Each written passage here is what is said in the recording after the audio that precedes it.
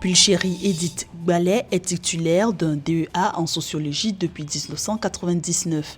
Elle a travaillé pendant 22 ans comme expert sociologue au département environnement du Bureau national d'études techniques et de développement jusqu'à son licenciement abusif en 2020 suite à son incarcération après la contestation qu'elle a organisée contre le troisième mandat. Du point de vue de la société civile, elle a commencé en 2024 dans le syndicalisme d'entreprise, puis en 2017, elle a créé une plateforme de la société civile dénommée le Forum des organisations de la société civile ivoirienne, puis en 2018, Action pour la restauration de la dignité humaine pour défendre les personnes victimes de déguerpissement abusif, et enfin, en 2019, Alternative citoyenne ivoirienne dont elle est actuellement PCA. Après une première incarcération en 2020, elle a été de nouveau incarcérée en 2022, de retour d'un voyage au Mali pendant la période de l'affaire des 49 militaires. Alternative citoyenne ivoirienne a été créée en mars 2019 à l'initiative d'une autre plateforme que je dirige qui s'appelle le FORCI, le Forum des organisations de la société civile ivoirienne, dans une période où il y avait une crise de l'éducation en Côte d'Ivoire. Donc nous avons réuni une cinquantaine d'organisations de la société civile pour réfléchir ensemble sur comment la société civile, dans la solidarité, pouvait apporter sa contribution à la résolution des problèmes d'intérêt national. Donc c'est lors de ces assises-là que Alternative citoyenne ivoirienne a été créée. Et ses objectifs sont de lutter contre les injustices, les abus, mais surtout d'être une force de proposition pour la paix, la démocratie et la réconciliation. C'est difficile de parler de soi-même, mais disons que je suis syndicaliste à la base. Depuis 2004, je me suis engagée dans le syndicalisme d'entreprise. J'appartenais à un syndicat qui s'appelait le syndicat autonome des travailleurs du net. Et c'est au sein de ce syndicat que j'ai commencé à militer. Ensuite, j'ai été cooptée comme membre du comité exécutif de la Confédération syndicale Dignité. Et après, en 2013, j'ai créé moi-même mon syndicat, le syndicat libre des travailleurs du net. Et puis, à la suite de la crise de 2010, il y avait une certaine justice des vainqueurs, il y avait beaucoup d'injustices et d'abus que j'ai constatés au niveau de la société ivoirienne. Et à mon sens, la société civile ne faisait pas suffisamment pour adresser tous ces problèmes. Donc, comme je ne pouvais pas donner des instructions aux responsables des organisations existantes, j'ai décidé de créer moi-même mon organisation pour m'exprimer, pour faire les choses comme je pense que la société civile devrait le faire. Il nous fallait, dans le contexte ivoirien, une société civile engagée. Voilà. Et c'est ainsi que nous nous sommes lancés dans la société civile à travers le FORCI.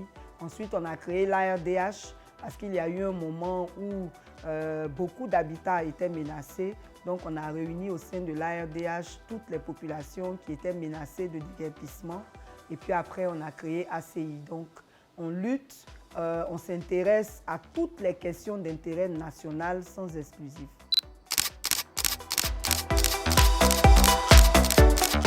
En tant que membre de la société ivoirienne, on a 3 problèmes. On va même dire 4. Le premier concerne la société civile elle-même. Beaucoup d'organisations de la société civile ignorent tout du rôle de la société civile. Parce que la société civile a un rôle très vaste. On forme, on sensibilise, on encadre, mais on dénonce aussi. Et le prolongement de la dénonciation, quand on n'est pas écouté, c'est de manifester, mais en restant dans le cadre constitutionnel. Et ce côté dénonciation, manifestation n'était pas connu, ou du moins n'était pas pratiqué de la société civile au moment où nous, on s'est engagés. Du coup, il y en a qui ne nous comprenaient pas. étant entendu que dans le passé de la Côte d'Ivoire à partir des années 90, c'est surtout l'opposition qui faisait des manifestations. Du coup, on attribue automatiquement les manifestations à l'opposition. Donc, le premier problème qu'on a rencontré et qu'on rencontre d'ailleurs toujours, c'est les incompréhensions avec les autres membres de la société civile qui ignorent que la société civile peut faire comme nous on fait. Ensuite, on a les tenants du pouvoir. Les tenants du pouvoir qui, eux aussi, n'étant pas habitués à cette façon de pratiquer la société civile, nous assimilent à l'opposition. Alors que dans un contexte où il y a beaucoup d'injustices, il est tout à fait normal que des accointances se créent avec l'opposition parce que finalement, vous portez les mêmes revendications sans utiliser les mêmes instruments. Voilà. Maintenant, on a des problèmes même avec l'opposition aussi parce que dans le contexte ivoirien, beaucoup de partis politiques avaient créé des organisations de la société civile. Du coup, tous les partis politiques, qu'ils soient de l'opposition ou du pouvoir, ne conçoivent pas qu'il puisse avoir d'organisations de la société civile qui soient indépendantes, qui ne dépendent d'aucun parti, qui ne reçoivent d'ordre d'aucun parti. Donc chacun se dit, si elle n'est pas avec moi, elle est avec mon adversaire. Du coup, l'opposition aussi nous avait au début créé aussi des problèmes. Mais aujourd'hui, je pense que tout le monde commence à comprendre ce que nous faisons et ça va beaucoup mieux. La quatrième catégorie, c'est la population elle-même. La population elle-même pour laquelle on lutte, mais qui est apeurée parce que la Côte d'Ivoire a connu de graves crises qui ont créé une psychose au sein de la population. Donc quand on dénonce, ils sont contents, mais quand il s'agit de manifester, il y a une peur qui s'installe alors que parfois c'est nécessaire pour avoir certains résultats. La Côte d'Ivoire est reconnue comme un pays france-africain, mais il y a un vent. Il y a un vent de souveraineté, un vent d'indépendance réelle, un vent d'autodétermination qui est en train de souffler sur l'Afrique. Et vous-même, vous l'avez dit, les pays de l'AES en sont un exemple. Il était donc nécessaire que tous ceux qui se disent panafricanistes en Côte d'Ivoire se mettent ensemble pour trouver le moyen de sensibiliser la population ivoirienne sur l'esprit panafricaniste, pour que la population ivoirienne comprenne ce qu'il en ressort et prenne toute sa place dans cette nouvelle dynamique afin de conduire la Côte d'Ivoire sur la voie de la souveraineté également. 24 heures dans la journée, c'est une question d'organisation. D'abord, c'est important d'avoir le soutien de sa famille. Quand on a le soutien de sa famille, on peut toujours s'organiser parce que les activités politiques n'ont pas d'heure. Elles prennent parfois le pas sur ce qui devait revenir à la famille, au travail ou à la vie sociale en général. Donc, c'est vraiment une question de soutien de la famille, d'organisation, mais surtout de conscience qu'il est important d'avoir un équilibre.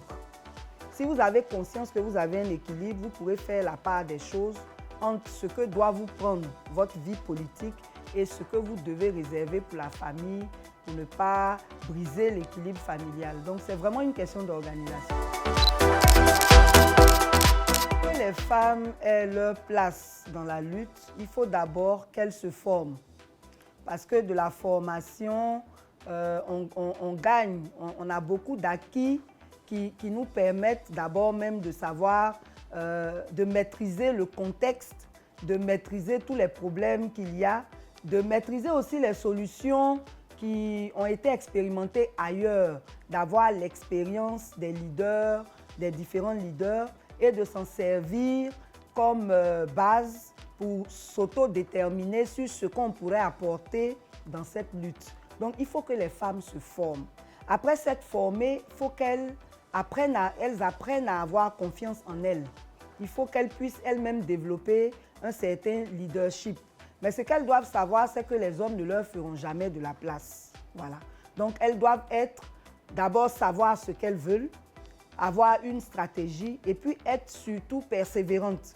Parce que moi, quand j'ai commencé au début, j'avais des attaques de toutes parts. Ça ne m'a pas intéressée. J'étais focalisée sur ce que j'ai à faire. Parce que quand tu sais ce que tu veux, personne ne peut t'arrêter. D'abord, s'il y a des jeunes filles qui aspirent à devenir des pulchéries balais, c'est un honneur pour moi. Ce que je peux leur dire, c'est que la féminité ne devait pas être un frein.